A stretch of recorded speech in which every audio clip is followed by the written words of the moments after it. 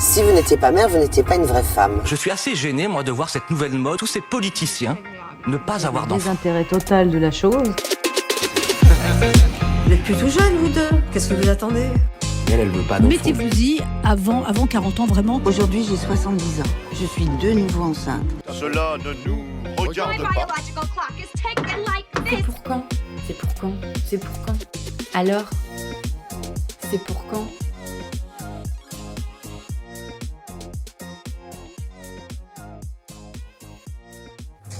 C'est quoi? Ouais, j'avoue qu'elle a jamais vu ça. J'enregistre les bruits de fond. J'enregistre les moments avec les enfants, quoi. Vu que c'est sur les mamans solo. Ah oui, oui. Oui, c'est sûr. Faut qu'on passe un peu plus de temps ensemble, je crois. Elle, c'est ma petite sœur Carla, 27 ans. 2 enfants, un appartement, logement social dans le quartier de Bellevue à Brest.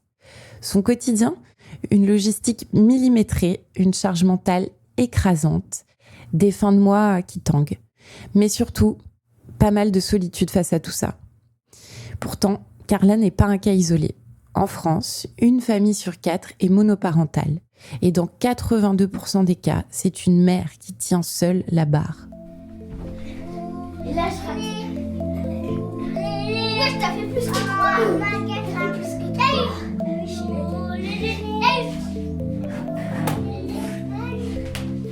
Et doucement. J'ai toujours assumé en fait depuis le début la grande pratiquement toute seule. Elle a 8 ans et demi. Et je l'ai pratiquement élevée seule. Et pareil, la deuxième, c'est toute seule. Donc ça revient en fait à avoir fait comme si tu avais fait un enfant toute seule. Je les ai 24 heures sur 24, 7 jours sur 7. Je les ai tout le temps. Il les voit que quand il en a envie, ce qui devient de plus en plus rare. Et en fait, il n'y a pas d'histoire de garde. En fait, il n'y a que moi qui gère au quotidien. Je peux même pas être malade. Avec le papa, au début, ça se passait très très bien. Et au fur et à mesure du temps, la relation, elle s'est dégradée. Elle est devenue toxique, comme on peut dire. Et au final, on a eu notre première fille quand même très rapidement. Moi, je suis tombée enceinte de ma première, j'avais 18 ans. J'avais 18 ans, donc on n'était clairement pas mature, on va pas se mentir. Et en fait, arrivé à la naissance de la première, tout s'est enchaîné très vite. Il y a eu infidélité, violence conjugale, il y a eu énormément de problèmes qui ont fait qu'à l'heure d'aujourd'hui, on est comme 2 inconnus.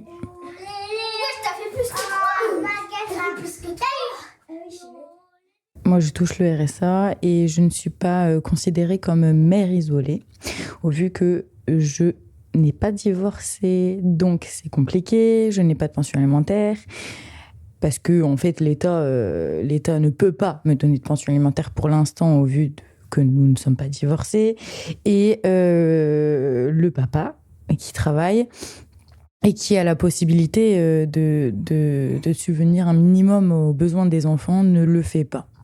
Mais c'est vrai que j'ai des amis qui perçoivent, 80 € de pension alimentaire pour un enfant. Alors, on va pas se cacher, on en est tous conscients que 80 € pour subvenir aux besoins d'un enfant, ce n'est clairement pas possible. Il faut être dur, il faut être plus dur, parce qu'il y a énormément de femmes qui en souffrent. 45%, c'est la proportion d'enfants de mères célibataires qui vivent sous le seuil de pauvreté. Presque 1 sur 2. On parle souvent des familles, de la parentalité, de la place des enfants dans notre société. Mais qui parle des familles monoparentales ? Rien ou presque n'est pensé pour elles. Pourtant, il y a plus de 1,6 million de mamans solo en France. C'est une réalité massive et pourtant, elle reste invisible.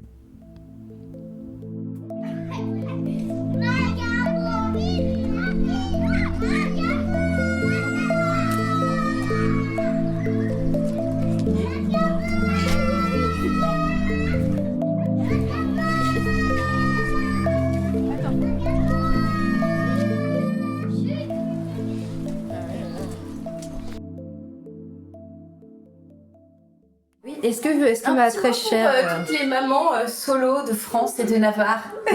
N'achetez pas de cordes, je risquerais de vous servir. Ni de baillot. Vu que tu viens d'enregistrer les enfants en train de hurler à la mort. C'est vrai. Non, ça va. Des fois, il vaut mieux être seul que mal accompagné, parce que d'être mal accompagné, des fois, c'est une charge en plus. Nous y Voilà. Et puis, acquiescer, l'acquiescement. C'est un des secrets. Éducation positive, paix dans mon cœur, fatigue dans ma vie. Et dans la crème anti-rides aussi. Je suis fatiguée. Non, mais il faudrait interroger un jeune homme qui a 9 ans de savoir qu'est-ce qu'il pense de sa mère qui se débrouille toute seule. Et le préparer à la future charge mentale qu'il n'aura pas, vu que c'est un homme. Ouais, mon Dieu. Je ne vous l'ai pas encore présentée. Voici Émilie, une autre de mes sœurs. Maman solo elle aussi. Elle vit à Bellevue, tout près de chez Carla. Ce soir-là, on est toutes les 3 dans la cuisine. Notre mère est là aussi.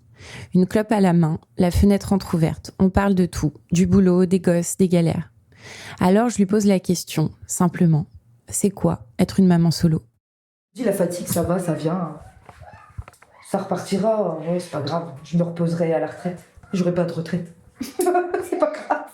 J'aurai pas de retraite, j'ai un salaire trop pourri. Je continue pas assez. Ouais, punaise, c'est pas possible. Et en plus, comme j'ai fait 2 enfants, que je suis restée la première année seule avec eux à la maison, et ben en plus, ces 2 années-là, à 80 balais, je serai toujours à faire un taf de mère. Mais le problème, c'est que dans cette société, quand tu es mère, Tu peux pas tout quand faire. tu es une femme, quand tu es mère, que en plus t'es célibataire avec des enfants, t'as beaucoup plus de portes qui se ferment. Même pour des formations, même pour des trucs comme ça, il faut absolument avoir le bac.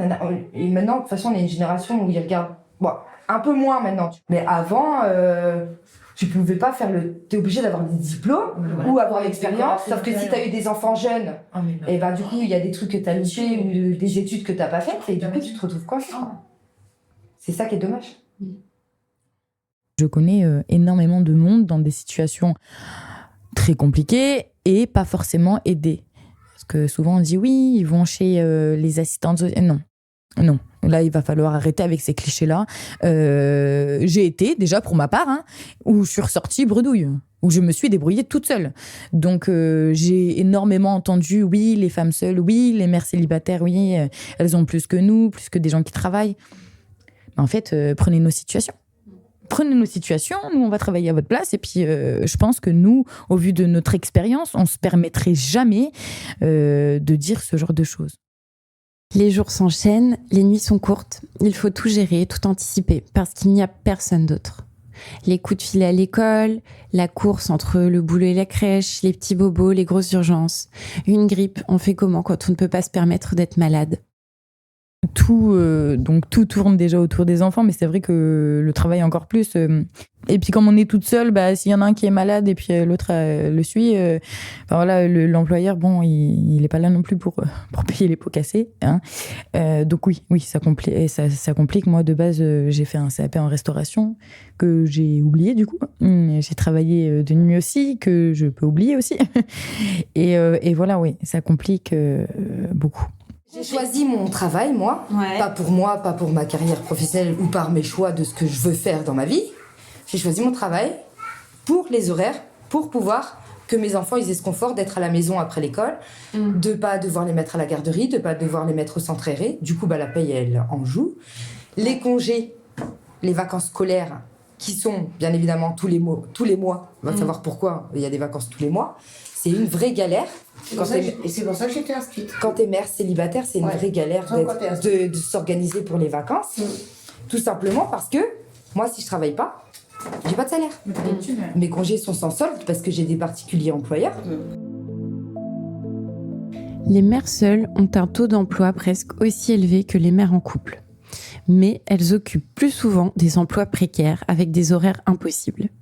Quand on n'a pas de réseau pour aider, pas de flexibilité, pas de plan B, comment fait-on pour travailler ?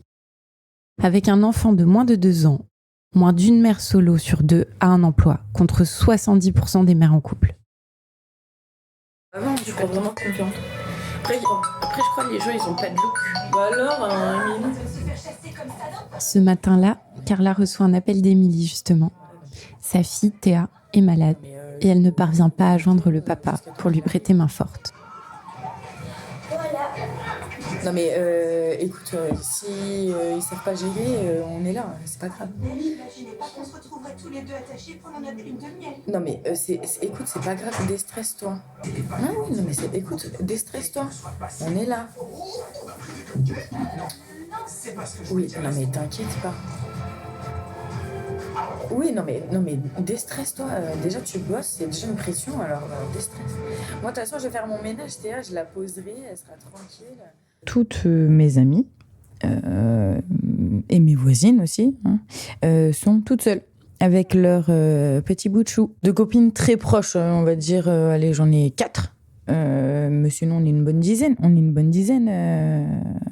À être dans ce cas-là. On est solidaires entre femmes. Moi, c'est vrai que j'ai remarqué ça, en tout cas pour nos rôles de maman. On se soutient, on parle de nos doutes, on est rassurés, l'une comme l'autre.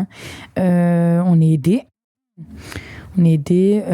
C'est vrai que même parfois les copines prennent du coup plus la place de papa parce que voilà, s'il y a une activité, elle va proposer de prendre l'enfant ou autre, ce que le papa malheureusement ne fait pas. Moi, j'ai ma sœur qui habite à côté de chez moi et j'ai énormément de chance de la voir. Parce qu'elle me comprend et elle me rassure, sans même que j'ai besoin de parler. Elle est d'un soutien, tout comme moi, je suis d'un soutien s'il y a un souci ou qu'un enfant est malade, on s'arrange, voilà.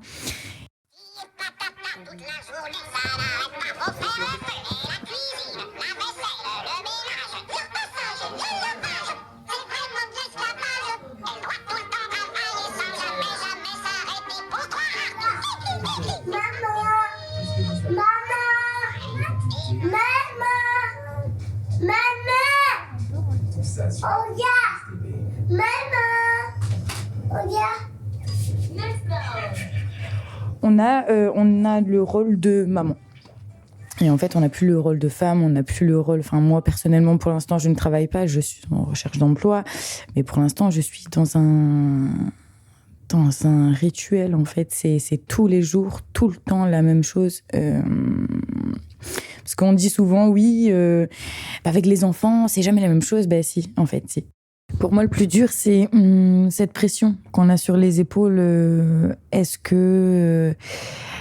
que à la fin du mois, il manquera pas de nourriture sur la table, ou est-ce que ce que je fais là actuellement va pas causer des traumatismes entre guillemets par rapport à la situation de séparation, le fait de malheureusement que moi mes filles ne voient pas leur papa. Je sais très bien parce que je l'ai vécu moi-même. Je sais que pour leur futur ça peut causer des petits dégâts. T'as cette pression là et puis en fait t'as tellement de pression. Vraiment, tout tourne autour de l'enfant parce que c'est deux petites merveilles, moi qui n'ont pas demandé d'être là. Donc tout tourne autour de nos enfants, mais en fait, on ne sait pas vraiment si on fait bien. Quand ma fille est tombée malade le soir, une grosse crise au niveau du ventre, elle avait vraiment très mal. C'est même la première fois que je la vois comme ça. Moi, je m'empresse à prendre mon téléphone, à appeler les médecins, etc. Mais en fait, entre le moment où je prends mon téléphone, où j'attends le médecin, il y a quand même un bon moment avant qu'il arrive. Et du coup, toute cette angoisse, toute cette... je ne sais pas quoi faire, en fait. Je ne suis pas médecin. Donc, mis à part prendre mon enfant dans les bras et le consoler en attendant que le médecin arrive, en fait, je suis toute seule. S'il se passe quelque chose, c'est moi qui dois gérer. Voilà, c'est vraiment trop de pression. J'en peux plus. Je suis trop fatiguée. T'as dormi, du coup, tu t'es réveillé combien de temps là pour son histoire de couche? Une demi-heure. Fallait refaire les draps et tout. Ouais, j'ai rien vu. Ouais. Mais le lit, il était trempé. Ouais, c'était vraiment... Mais le matelas aussi. Ouais, bah oui, du coup. C'est vrai que moi, dans mon entourage, je vois, et puis moi-même, je suis comme ça, on commence à avoir énormément de fatigue accumulée, que ce soit physique, psychologique. Le plus difficile par rapport à moi-même, c'est de s'oublier complètement. En fait, on ne sait plus trop qui on est. Parce qu'en fait, notre vie, elle tourne tellement autour des enfants que que là, oui, je suis qu'une personne, mais je ne sais plus vraiment qui je suis. Je ne sais plus vraiment ce que j'aime. Je ne sais plus grand-chose sur moi-même. Donc, il va falloir aussi faire un travail sur moi-même et me dire que, certes, il y a mes enfants, mais il faut que j'essaye de vivre un petit peu pour moi quand même. Parce qu'à l'heure d'aujourd'hui, je n'aurais pas mes enfants, ma vie, elle serait tellement différente, mais il me manquerait quelque chose. Elle me complète. Et après, on a mon énergie, hein, surtout la deuxième, mais sans elle, je pourrais pas. Je pourrais pas. Notre pression, enfin voilà, toute cette vie-là fait qu'au bout d'un moment, notre corps, petit à petit, nous dit oula, il va falloir se calmer, il va falloir ralentir, mais je peux pas ralentir. Je peux pas ralentir. Si je ralentis, il y a tout qui s'arrête. Et en fait, c'est pas possible. J'ai des enfants qui ont besoin que maman soit opérationnelle, des enfants qui ont besoin que maman, oui, aille bien, mais c'est compliqué. Des enfants qui ont besoin d'avoir un environnement sain et de réussir à l'école et d'être épanouis. Et je peux pas m'arrêter. Je peux pas être malade. Je peux pas ne pas aller bien. Et puis si je montre que je vais pas bien, ça fera de moi une mauvaise mère du coup. Parce que c'est vrai qu'on est beaucoup catégorisés. Dans le documentaire que je vous recommande chaudement, Maman solo, les oubliés de la République, une femme dit qu'elle a longtemps caché sa situation, par honte. Parce qu'être mère célibataire, ce n'est pas juste une situation, c'est un statut, c'est une étiquette. C'est un échec, en quelque sorte, aux yeux de la société. Mais un échec de qui, réellement ? De toute façon, même une mère n'étant pas célibataire est jugée. On va moins reprocher à un père de ne pas assumer ses responsabilités ou de ne rien faire pour son enfant, et qu'une mère, directement, elle est catégorisée de mauvaise mère, de mauvaise femme, de tous ces noms-là. Donc ouais, il y a une grosse différence entre les femmes célibataires et les papas. Et ils sont pas forcément en plus catégorisés, hein. Non. Par contre, la femme, si elle part, elle prend cher. Et pourquoi la femme ? Non, moi je suis pas d'accord. C'est vrai que dans une situation lambda, aucun des deux devrait partir, d'accord ? Une séparation, ça arrive, c'est comme ça. Mais l'enfant, il a en aucun cas. Il ne doit pas payer en fait pour ça, et la femme non plus, celle qui reste du coup toute seule, elle n'a pas à payer non plus. Ok.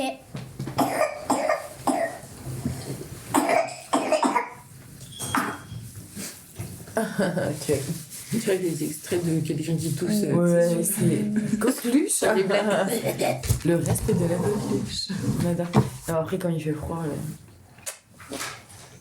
Une cuillère, ça peut couper un. Oh, j'en peux plus, je suis trop fatiguée. Une copine va m'appeler, elle va me dire « Oh, j'ai vu le père de tes enfants, il est au café. » Et puis moi, je suis là, mon enfant, il est malade, 42 température. Et je galère toute seule. Plein de fois, on le voyait, même le pire, au magasin à côté de chez moi. Et il passe une de vie pendant 3 semaines. Je pense que, déjà, premièrement, c'est plus facile de disparaître du jour au lendemain et de ne pas assumer ses responsabilités. Et en fait, je pense que tu as cet esprit d'équipe. Désolée, pour ma part, c'est ça. Moi, dans mon expérience et dans... Voilà. Tu as cet esprit d'équipe qui montre que mon pote, il a fait ça, donc moi, je vais faire la même chose. Et donc, c'est aussi simple que ça. Maman. Je sais pas, c'est quand ton corps Tu prends que ce sac ou l'autre? Les deux, non, je pense. Mais c'est pas grave, je t'aiderai à porter. J'ai énormément de chance de les avoir.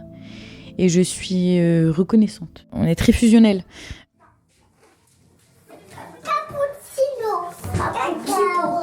Aya, si ta mère devait être un personnage de dessin animé ou de film ou de film de...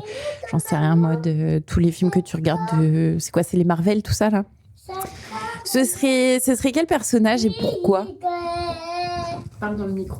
Spider-Girl. Ça existe pas. Elle existe ? Oui. Non, c'est Wonder Woman. Non, Spider-Girl. Pourquoi ? Pourquoi ce serait Spider Girl? Parce que elle, par exemple, elle sauve la vie des gens. Oh, elle est trop mignonne. Elle est gentille. Oh, mon cœur. Et elle fait des câlins. Oh. Et c'est vrai. Les mamans solo sont des super héroïnes. Mais pas celles des films. Il n'y a pas de costume, pas de super pouvoir et surtout pas de reconnaissance. Juste du courage ou de la force pour y aller chaque jour et pour tenir pour leurs enfants. Et si au lieu d'attendre d'elles qu'elles soient des super héroïnes, on leur donnait enfin les moyens de vivre comme tout le monde justement.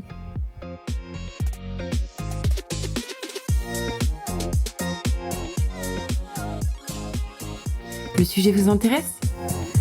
Vous avez des questions, des suggestions concernant le podcast ? Ça se passe sur Instagram, sur le compte Alors c'est la lettre C pour quand, tout attaché. Alors c'est pour quand, tout attaché. Je vous mets le lien dans le descriptif de l'épisode. À bientôt!